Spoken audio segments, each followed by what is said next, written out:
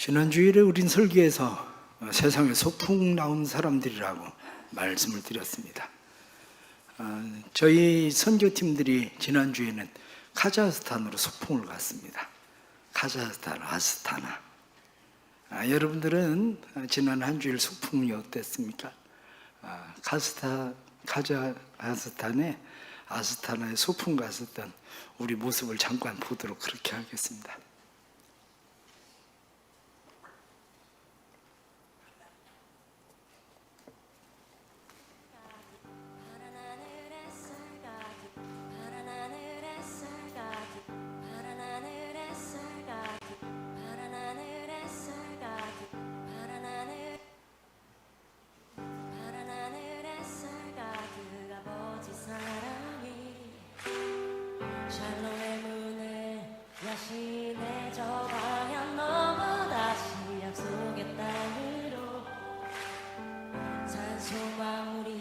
주신 내 사랑을 모아 온 마음 가득 모아서 천국의 주위를 누리며 살겠네.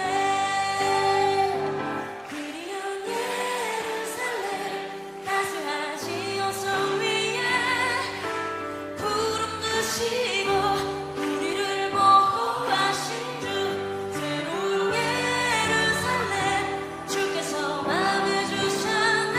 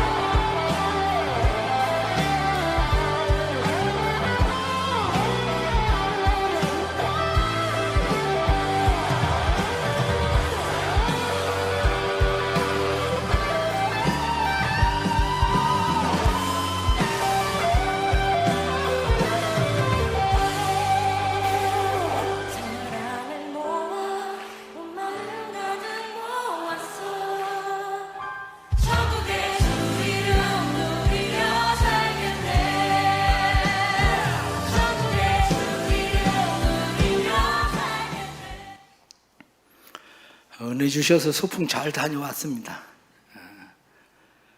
나이가 조금 들으니까 비행기 타는 거 말고는 소풍 다니는 게 아직은 그래도 다닐만 합니다.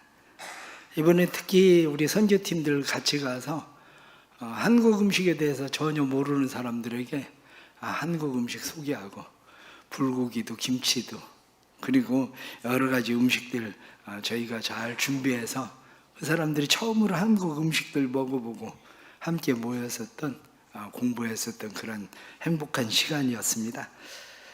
아스타나에도 한때에는 큰 교회는 몇천 명 모이는 교회가 있었습니다. 그런데 아스타나에 교회들이 그렇게 크게 부흥을 하니까 정부에서 목사님에게 간첩 혐의를 씌워가지고 교회를 완전 공중분해시켜 버렸습니다. 그래서 교회가 그냥 없어져 버렸죠. 아이들은 굉장히 많습니다. 그냥 놀이터에 아이들이 막 밤늦게까지 바글바글 하는 소리가 들려도 누구에게 전도지 하나 이렇게 전도할 수 있는 그런 상황들은 아닙니다.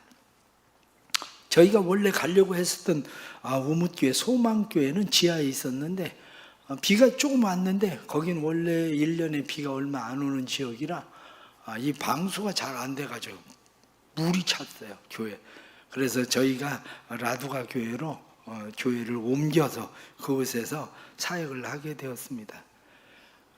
우리나라처럼 이렇게 음식을 많이 뭐 준비하고 그러는 나라가 아니라 빵하고 그냥 샐러드 필요한 그런 나라이기 때문에 저희들 같이 주방 시설이 잘 돼 있는 건 아닙니다. 주방 시설이 그냥 빵이나 굽고 아니면 뭐 그렇게 빵은 거의 다 사다 먹는 거죠. 그러다가 보니까 이번에 가서 뭐 불고기하고 뭐 김밥하고 잡채 만들고 이러면서 더군다나 우리가 프라이드 치킨도 해주고 양념치킨 해준다고 막 기름 튀기니까 조그마한 교회 한쪽이 앞에 쪽에 막아서 거기에 주방으로 쓰고 있는데 환풍시설이 전혀 안 돼 있습니다. 그래 우리 일하는 사람들이 땀 뻘뻘 흘리고 눈도 제대로 못 뜨고 막 그러면서 그래도 함께하는 그런 행복한 시간들인데 그게 다 우리 성도들이 교회에서 기도해 주시고 또 후원해 주시고 함께해 주시는 그런 은혜로 잘 진행된 일들입니다. 또 그곳에 선교사님들 얼마 남지 않았지만 그 선교사님들이 또 힘을 얻고 교회들이 힘을 얻어서 같이 일할 수 있는 그런 기회가 됐습니다. 앞으로도 교회가 해야 될 일들 많고 와서 도와달라고 그렇게 이야기하는 데들도 많이 있지만 우리 교회가 또 그런 일들 사역들 지금까지 잘 감당했는데 앞으로도 더 잘 감당할 수 있는 교회가 되기를 바랍니다. 나이가 조금 들어가고 은퇴가 해야 될 때가 다가오는지 사람들이 종종 물어봅니다. 목사님, 선배님은 은퇴하고 무슨 일 하고 싶습니까? 그리고 저는 은퇴하고 나면 해야 할 일은 많습니다. 제가 하고 싶은 가장 첫 번째 일은 교회 사찰하는 겁니다.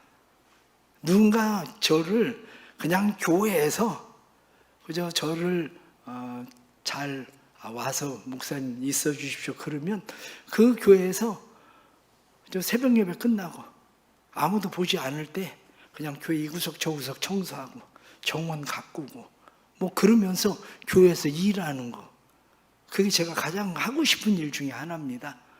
왜냐하면 많은 시간들이 한국에서 보낼 시간들이기 때문에 그러한 일들이 제 적성에 가장 잘 어울리는 것은 뭐 오늘도 아침에 제가 새벽에 일찍 와서 교회 다 문 열어놓고 환풍시키고 그래야 교인들이 편하게 예배를 드릴 수 있고 저는 그런 구석구석을 잘 알거든요. 그런데 아마 교회들이 거의 허용하지는 않을 겁니다. 왜냐하면 제가 그렇게 하면 담임 목사가 그냥 눈치 봐야 되고 최고 싫어하는 사람은 교회 사찰입니다. 저 목사가 내일 다 뺏는 것 같고 나만 일 안 하는 것 같고 왜냐하면 우리나라 성향이 자기 일 안 하면 다른 사람이 열심히 해주면 고맙습니다 이렇게 해야 되는데 그게 아니라 자기 일 안 하는 것 같거든요. 그러니까 사람들은 너도 하지 말라고 이러는 것이 대부분 한국 교회 성향입니다. 저희 교회도 그냥 남들 모르게 열심히 봉사하고 일하는 사람들이 있습니다.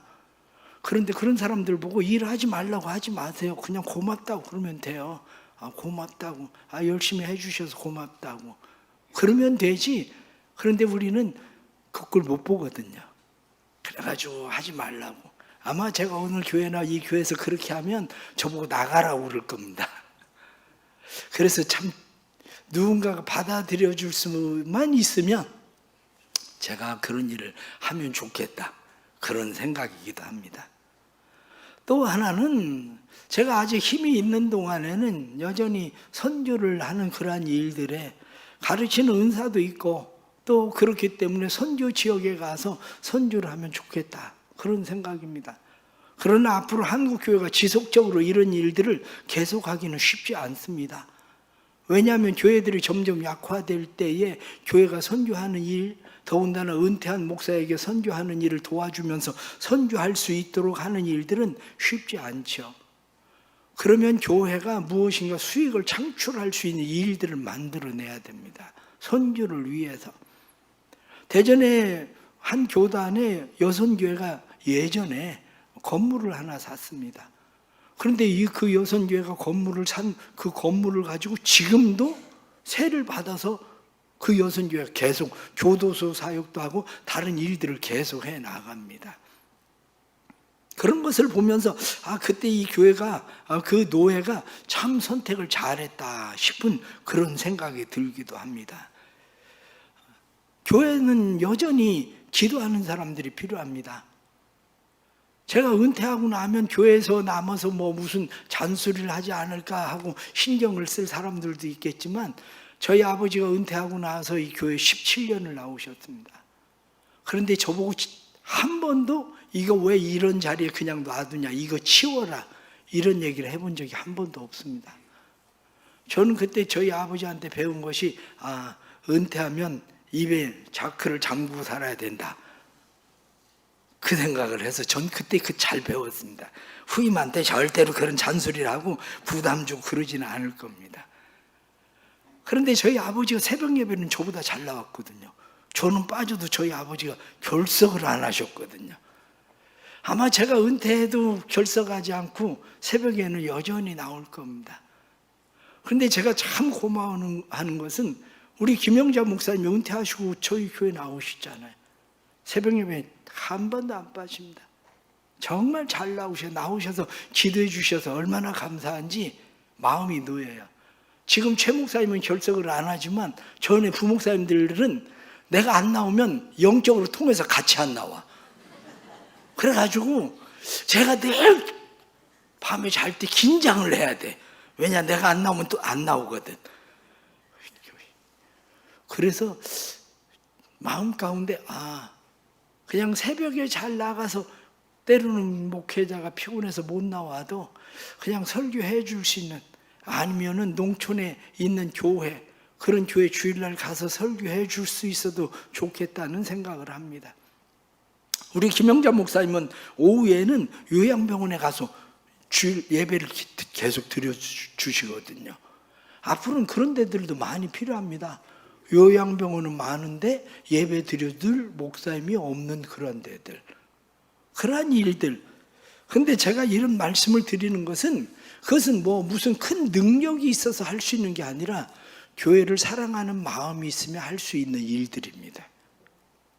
교회를 사랑하는 마음만 있으면, 그저 예전에 우리 임정숙 권사님 여기 계시지만 그저 우리 잔디밭에 그 토끼풀 나는 건 우리 임 권사님 다 뽑았어요. 그 다리 아프신데 쪼그려 앉아서 우리 교회 잔디밭에 토끼풀 뽑는 거 보면 얼마나 감사한지. 아이고, 저 다리가 아픈데 저렇게 앉아가지고 토끼풀, 그러니까 잔디밭이 깨끗한 거지. 그렇지 않으면 보십시오, 풀들이 얼마나 많은지. 그래요, 사랑하는 마음이에요. 누구든지 사람이 자기가 사랑하고 좋아하면 가까이 하게 돼 있습니다. 싫어하면 멀리하게 되어 있고, 자기가 좋아하는 음식은 잘 먹습니다. 싫어하면 냄새도 맡기 싫어합니다. 그것은 몸의 자연스러운 반응입니다. 마찬가지로 교회를 사랑하는 사람은 교회를 가까이 하게 됩니다. 교회를 사랑하는 사람은 나이가 들면 교회 가까이에 이사 옵니다. 왜냐하면 사람들은 어떻습니까? 몸의 반응은 나이가 들수록 시골로 이사 가는 사람 별로 없습니다. 왜냐, 나이가 들면 점점 아플 거 생각해서 아프면 빨리 병원 가려고 가능한 한 병원 가까운 쪽에 도시 근처에 있지, 누가 나이 들어가지고 저 병원도 없는 시골로 이사 가려고 하는 사람이 어디 있습니까? 마찬가지로 우리의 몸도 그러한데 우리의 영도 영적 반응이 있습니다. 내가 하나님을 사랑하고 교회를 사랑하면 교회 가까이 합니다. 한 번이라도 교회 더 가까이 나오려고 하고, 말씀 더 눈 밝을 때 읽으려고 하고, 기도하려고 하고. 그런데 영적으로 병이 들면 교회를 점점 멀리 합니다. 교회 나가기 싫으면 아예 이사를 가요. 그래, 이사 가서 교회 못 나간다고. 그래, 교회 안 나가지. 이게 우리의 영의 반응입니다. 사람이 몸이 아프면 무조건 병원을 갑니다. 그런데 영적으로 병들면 교회를 가까이 가지 않습니다. 그건 왜냐하면 어린 아이들이 병원 가까이 가고 싶어 하는 아이들이 어디 있습니까? 어린 아이가 주사 맞고 싶어 하는 아이가 어디 있습니까? 어른이 되니까 그래도 주사도 맞아야 되고 그래도 병원 가야 된다고 생각하니까 가는 거예요. 마찬가지로 우리의 신앙도 영적으로 장성한 사람은 교회를 가까이 하지만 영적으로 장성하지 않으면 교회를 가까이 하는 일들이 그렇게 쉽지는 않습니다. 그렇다면 우리가 가까이 하고 찾아야 하는 교회가 어떤 곳인가? 그게 분명해야 됩니다. 교회에 대한 개념, 교회에 대한 정체성, 이것이 우리 안에 바르게 정리되어 있지 않으면 교회를 가까이 할 수가 없습니다. 성경은 교회를 뭐라고 정의합니까? 교회를 무엇이라고 우리에게 말씀하고 있는지 그걸 잘 이해해야 됩니다. 그것이 잘못 정립되어 있는 사람은 재정립이 필요한 거죠. 행복한 가정에서 자란 자녀들을 보십시오. 행복한 가정에서 자란 자녀들은 결혼을 빨리 하고 싶어 합니다. 아버지 같은 남자 만나고 싶어 하고 어머니 같은 여자를 만나고 싶어 합니다. 아이를 많이 낳으면 힘들고 어려운 줄은 아는데 아이를 많이 낳고 싶어 합니다. 그런데 요즘 젊은이들이 왜 결혼을 안 합니까? 가정에 대한 정의, 가정에 대한 정체성이 잘못돼서 그런 겁니다. 맨날 싸우는 엄마 아빠만 봤는데 그 애들이 왜 결혼을 하고 싶겠습니까? 힘들고 어렵게 산 그저 아이들과 행복하게 형제들이 지낸 것이 그걸 보고 자란 게 아니라 애를 낳고 싶어 하지 않는 겁니다. 마찬가지로 교회도 바른 정의가 필요합니다. 그런데 오늘 성경 본문 말씀은 교회가 어떤 곳이냐 이렇게 이야기할 때 교회는 이런 곳이다 그렇게 우리에게 분명하게 말씀합니다. 1절 말씀에 보면 여호와여 주의 장막이 장막 그렇게 되어 있습니다. 2절의 말씀은 여호와의 궁정을 하나님의 궁정이라고 그렇게 되어 있고 3절에 나타난 말씀은 주의 제단이라고 되어 있습니다. 4절에 나타난 말씀 보면 주의 집, 교회가 뭐냐 이렇게 이야기할 때 교회는 주의 장막이고 주의 궁전이고 주의 제단이고 주의 집이다 이렇게 표현하고 있는 거죠. 눈에 보이게 어떻게 보이느냐 그게 중요한 것이 아니라 다 여호와 주의 주님이 계시는 곳, 다시 말하면 하나님의 임재가 있는 곳, 하나님이 거하시는 곳, 그곳이 바로 하나님의 교회, 하나님의 집이라는 거예요. 우리가 눈에 공기가 보이지 않아도 이 공간에 공기가 가득 차 있는 것처럼 우리가 눈에 보이지 않아도 이 공간 안에 하나님의 임재가 있고 하나님이 충만한 곳, 그곳이 어디냐면 그것이 바로 교회인 곳입니다. 만일 이곳이 하나님의 집이 아니라면, 하나님의 임재가 없다면 우리는 이곳에 왜 오겠습니까? 하나님을 만나기 위해서 하나님의 임재가 있는 이곳에 우리는 나온 겁니다. 그것은 마치 시골에 가면 부모님이 계시니까 차가 밀리고 그래도 교통체증이 일어나도 명절에 시골 집을 가는 것처럼 우리가 하나님의 집, 하나님의 임재가 있는 교회이기 때문에 우리는 교회에 나오는 겁니다. 장막이라고 하면 미식한 그렇게 되어 있습니다. 그것은 솔로몬이 성전을 짓기 전에 천막을 치고 광야를 떠들고 다니던 때에 접었다 폈다 빨리 할 수 있도록 장막이죠. 장막. 아무리 그것이 장막으로 되어 있어도 그것은 성소, 장막 그렇게 되어 있는 하나님의 집입니다. 그곳에서 하나님은 이스라엘 백성들을 만나주시고 그들의 예배를 받으시던 그런 장소였습니다. 2절에 나타나는 여호와의 궁정, 그렇게 말씀에 나오는 것은 궁정은 하체르, 그래서 하체르라고 하는 것은 하나의 저택만을 이야기하는 것이 아니라 뜰, 그리고 정원, 울타리 안에 들어있는 모든 것, 그것을 궁정이라고 표현합니다. 궁정이란 말이 다른 말로 마을, 성읍 이렇게 되어 있거든요. 그러니까 이 공간 안에만 여호와의 집이 아니라 우리의 교육관인 하이드림 교육관도 하나님의 궁정, 이 뜰 안에 전체가 다 하나님의 임재가 있는 곳 이렇게 이야기합니다. 제단이라고 3절에 말씀하고 있는 것은 미체바흐 그렇게 되어 있는데, 미체바흐라고 되어 있는 것은 제단, 제사를 드리는 곳입니다. 하나님의 집은 제사를 드리기 위해서 있는 거예요. 예배를 드리기 위해서. 제물을 가지고 하나님 앞에 제사를 드리는 곳.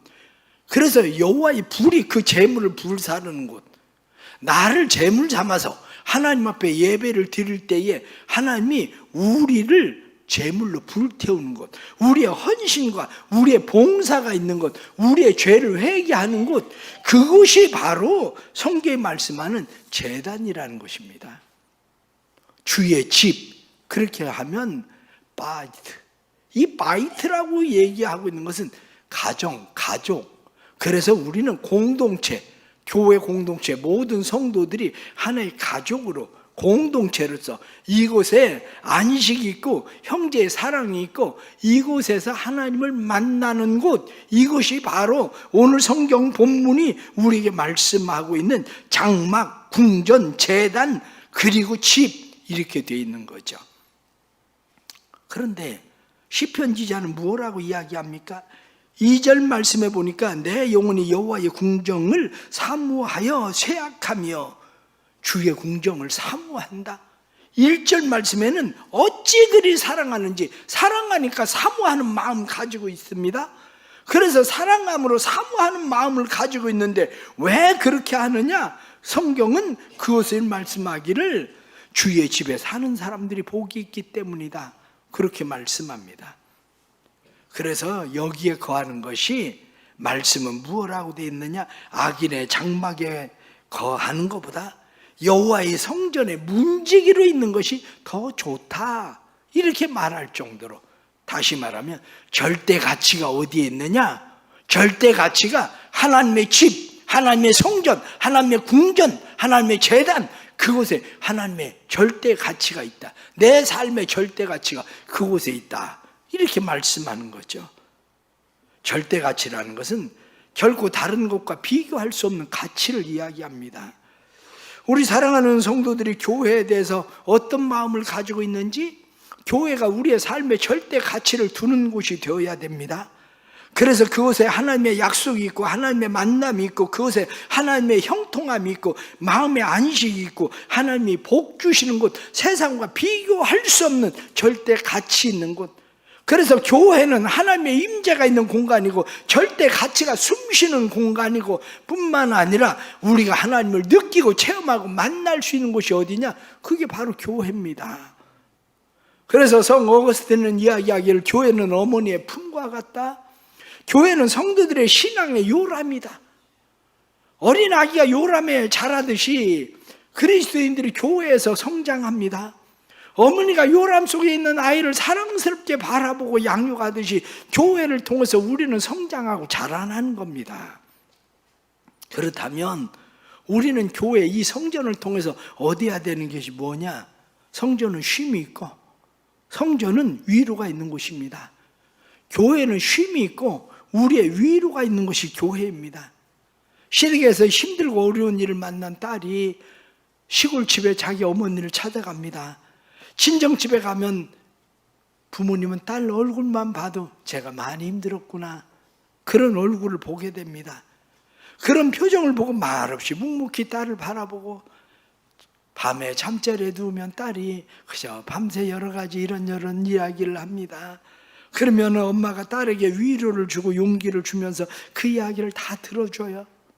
그것뿐만 아니라 지친 아들을 만난 아버지는 아들을 보면서 그에게 용기를 주고 삶을 잘 이길 수 있는 경험들을 이야기해 줍니다. 그리고 돌아갈 때는 뭔가 더 주고 싶어서 차에 트렁크에 이것저것 그냥 조금씩이라도 더 싸가지고 줍니다. 그것을 오늘 성경 6절 말씀은 뭐라고 되어 있느냐? 그들이 눈물 골짜기로 지나갈 때에 그곳에 많은 샘이 있을 것이며 이른 비가 복을 채워주나이다. 그들은 힘을 얻고 더 얻어 나아가 시온에서 하나님 앞에 가까이 나타나리이다. 그렇습니다. 세상을 살아가면서 힘들고 지쳐있는 사람들, 이 사람들이 하나님의 성전에 와서 위로를 받고 힘을 얻고 말씀에 나타나는 것처럼 눈물 골짜기와 같은 세상에 살다가 이곳에 오면 하나님이 그 눈물 골짜기를 샘의 곳으로 바꾸어 주시고, 뿐만 아니라 하나님의 은혜의 단비를 내려 주셔서 우리의 삶을 새롭게 하시는 곳, 그곳이 어디냐? 그게 바로 교회라는 겁니다. 그러기에 교회를 향한 우리의 마음은 분명해져야 됩니다. 교회를 사랑하고 사모하는 사람들이 가지고 있는 기본적인 세 가지 태도가 있습니다. 그 중에 가장 첫 번째가 예배에 대한 태도입니다. 예배는 우리의 삶에 중요합니다. 예배 시간을 간절히 사모하고 사랑하는 마음을 가지고 교회에 와야 됩니다. 예배를 사모하고 사랑하는 마음 가지고 교회에 와야 되는 것은 교회에서 하나님을 만나기 때문입니다. 알마티에서 한국에 넘어오려고 비행기를 탔는데 비행기가 1시간이나 연착을 했어요. 비행기 1시간 동안 연착을 한 이유는 비행기가 출발하기 전에 어떤 사람이 담배가 그렇게 피우고 싶었나 봐요. 비행기 타면 한 5-6시간 동안 담배를 못 피니까 출발하기 전에 담배 피우려고 화장실에 들어가 담배를 피운 거예요, 이 사람이. 그래가지고 이 사람을 공항 경찰에 넘겨주느라고 1시간 동안 비행기가 지체했어요. 그때 내가 생각해, 담배가 얼마나 피우고 싶으면 6시간 동안 못 피워가지고 가기 전에 잠깐 조금 피우고 가고 싶어가지고 담배를 피웠을까? 우리는 하나님 앞에 예배를 저만큼 사모해 본 적이 있나 싶은 생각이 들더라고요. 담배 한 모금을 그렇게 사모하는데 우리는 하나님을 그렇게 사모하는 적이 있나? 우리가 외국에 나갔을 때 선교하는 곳에 우리가 우물을 파주는 이유가 어디 있습니까? 목마른 사슴이 시냇물을 찾는 것처럼 우리가 갈급함으로 하나님의 전을 찾는 그런 마음, 이것이 우리에게 필요한 거죠. 두 번째는 말씀을 듣는 태도입니다. 교회를 사랑하고 사모하는 사람, 교회 왜 옵니까? 하나님의 말씀을 들으려고 오지. 그래서 하나님의 말씀을 들으려고 간절히 사모하는 마음을 가지고 우리는 하나님의 말씀을 듣습니다. 하나님의 말씀을 듣는 마음, 그게 얼마나 중요한지. 제가 선교를 가면서 선교팀들에게 그런 이야기합니다. 이번에 가가지고 제가 한 것은 내적 치유에 대한 강의를 이제 했는데, 제가 우리 선교팀들, 봉사하는 팀들에게 그런 이야기 했습니다. 내적 치유가 필요한 사람은 음식 봉사 안 해도 되고 여기 와서 강의를 들어라. 왜냐? 한국에서 못하는 강의를 거기서 하거든요. 한국에서는 얘기하면 금방 다 소문날 것 같아 얘기 안 해. 근데 거긴 뭐 소문 나봐요. 자기네가 뭐 하려 어디다가 그 얘기를 하겠어. 또 얘기해봐야 자기네 나라 말로 얘기하는데 누가 그 말을 알아듣겠어. 특히 천국에 가신 우리 아버지 우리 어머니 얘기. 우리 아버지 우리 어머니도 목사님이었는데 사모님이었는데 싸웠거든. 그 싸운 얘기도 하면 얼마나 재밌게 우리 사람들이 듣는데, 내가 여기서 얘기하면 우리 아버지 우리 어머니 창피하잖아. 그러니까 거기서 왜 교회에서는 그런 얘기 조금 하면 목사님이 나 들으라고 원래 자기 들으라고 한 얘기가 맞는데 나 들으라고 얘기했다고 시험 들으니 어떻게 얘기를 하겠어. 그런데 거기에서는 그냥 말씀을 가르치면 사람들이 얼마나 말씀을 잘 받는지. 그렇습니다. 하나님의 말씀을 사모하는 마음이 있어야 돼요. 또 하나는 기도하는 태도입니다. 하나님의 집은, 교회는 만민이 기도하는 집입니다. 만민을 위해서 기도하는 집입니다. 나 같은 죄인도 와서 하나님 앞에 기도하면 죄사함을 받고, 내가 누군가를 위해서 기도하면 하늘에서 이루어진 것처럼 땅에서도 이루어지는 기도의 응답이 있는 곳이 어디냐? 그것이 바로 교회입니다. 교회를 통해서 우리는 하나님의 기도에 응답을 받는데 2절 말씀 보니까 내 마음과 육체가 살아계시는 하나님께 부르짖나이다. 살아계시는 하나님 앞에 부르짖고 기도하면 하나님께서 우리의 기도를 들으시는데 8절 말씀 보니까 만군의 하나님 여호와여 내 기도를 들으소서, 야곱의 하나님여 귀를 기울이소서. 우리의 기도를 들으시는 곳, 그것이 바로 교회인 겁니다. 그렇습니다. 우리 살아가는 성도들이 교회에서 이 하나님의 은혜를 힘입기를 바랍니다. 그래서 비록 세상에서 눈물 골짜기와 같은 곳을 지나갈지라도 교회에 와서 하나님의 은혜의 샘을 만나고 하나님의 위로를 만나고 하나님께서 주시는 힘과 능력으로 살기를 바랍니다. 그래서 오늘 성경 말씀은 주께 힘을 얻는 사람, 여호와를 의지하는 사람, 그 사람이 복이 있다, 이렇게 말씀한 대로 주일에 교회 와서 하나님 앞에 예배를 드릴 때 삶의 힘과 용기를 얻고 복 있는 사람들로 변하기를 바랍니다. 힘들고 어려운 이 세상 속에서 우리는 삶의 보호자도 필요하고 멘토도 필요하고 위로자도 필요하고 안내자도 필요한데, 하나님께서는 우리에게 성령을 보내주셔서 성령의 인도하심으로 우리의 삶이 행복 거룩한 사람이 되도록 만드시는 일을 하시는 겁니다. 그렇습니다. 교회는 일이 많습니다. 그러나 교회에서 억지로 일을 하면서 피곤해서 교회로 옮기고 싶다, 이렇게 일할 이유는 하나도 없습니다. 왜냐하면 저는 지금까지 교인들에게 억지로 일을 시켜본 일은 거의 없습니다. 억지로 제가 교인들에게 일을 시키지 않는 것은 내가 하나님을 위해서 일을 하면 복을 받는다는 것이 내 사상이 아니라 그건 내 믿음이기 때문입니다. 신앙은 사상이 아니라 믿음입니다. 내가 하나님을 믿고 의지하고 섬길 때 복을 받는 거지, 누가 억지로 시켜서 그 일을 억지로만 하면 그게 복이 되는 것은 아닙니다. 우리 사랑하는 성도들이 인생의 가장 행복함이 교회에 있는 줄 알고 교회를 통해서 힘을 얻는 은혜가 있기를 축복합니다. 교회를 통해서 보호와 하나님의 은혜가 내려옴을 느끼고 경험하는 하나님의 임재가 가득한 이 교회를 통해서 세상을 이기는 힘과 은혜를 덧입기를 축복합니다. 이 세상에서 인간을 가장 소망 있게 만드는 곳이 어디입니까? 그게 바로 교회입니다. 이 세상의 소망은 일시적이지만 하나님께서 우리에게 주시는 소망은 영원한 것입니다. 참된 교회는 모든 인류의 참된 소망입니다. 어디보다 나은 절대 가치를 가지고 있는 것이 바로 교회. 그래서 우리가 교회를 통해서 하나님의 주신 은혜를 힘입고 살아가는 겁니다. 우리 사랑하는 모든 성도들의 삶에 교회를 통해서 은혜가 있기를 축복합니다. 교회를 사랑하십시오. 교회를 가까이 하십시오. 교회를 통해서 은혜를 받으십시오. 교회를 통해서 복을 받으십시오.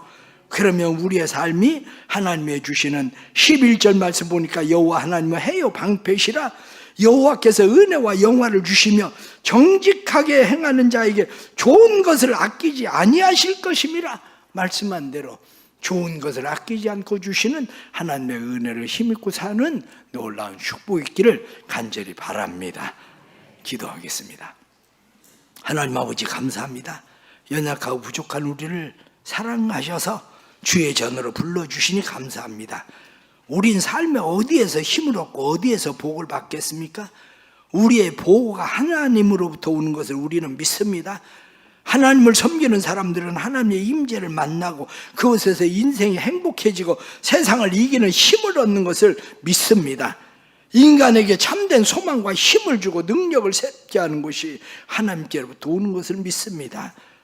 우리의 삶에 힘들고 어려운 골짜기 인생을 걸어갔을지라도, 눈물의 골짜기를 걸어갔을지라도 다시 그곳이 샘의 곳이 되게 하시고 하나님의 은혜의 단비가 내리는 곳으로 변하는 삶이 되도록 은혜 더하여 주옵소서.